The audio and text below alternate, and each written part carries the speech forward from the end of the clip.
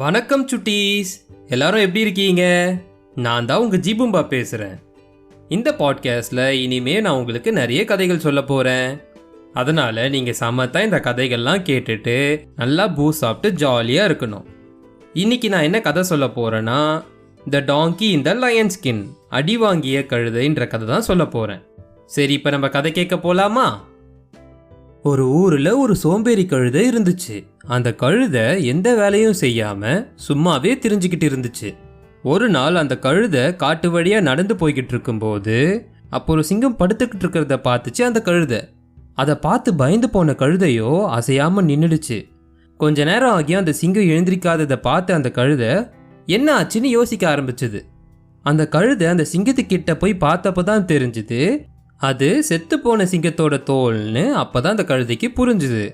உடனே அந்த கழுதை அந்த செத்து போன சிங்கத்தோட தோலை தன் மேல ஒரு ட்ரெஸ் மாதிரி போட்டுக்குச்சு. அந்த சிங்கத்தோட தோலை ட்ரெஸ்ஸா போட்ட அந்த கழுதை போற வழியில நதி நீர்ல தன்னோட பிம்பத்தை பார்த்துச்சு. அடடா, நம்ம பார்க்கறதுக்கு சிங்கம் மாதிரியே இருக்கோமேன்னு நினைச்சது அந்த கழுதை. இதை வச்சு ஏதாச்சும் பண்ணணும்னு நினைச்ச அந்த கழுதை மெதுவா நடந்து பக்கத்துல இருக்க ஒரு கிராமத்துக்கு போச்சு. திடீர்னு ஊருக்குள்ள சிங்கம் வந்ததை பார்த்த எல்லாருமே பயந்து போனாங்க. எல்லாரும் பயந்து அங்கேயும் இங்கேயும் ஓட ஆரம்பிச்சுட்டாங்க. இதை பார்த்த கழுதைக்கு ஒரே சந்தோஷம். அங்க இருந்த கத்திரிக்காய் கூடையை அப்படியே தூக்கிட்டு காட்டுக்குள்ள ஓடிடுச்சு. அங்க இருந்து மரத்தடியில உட்காந்து எல்லா கத்திரிக்காயும் சாப்பிட்டுச்சு அந்த கழுதை. நமக்கு கடவுள் அருளால இந்த சிங்கத்தோல் கிடைச்சிருக்கு, இதை வச்சு இனி வேலை செய்யாமலே நல்லா சாப்பிடலான்னு நினைச்சது அந்த கழுதை. அதே மாதிரி மறுநாளும் அந்த கழுதை அந்த பக்கத்து கிராமத்துக்கு போச்சு.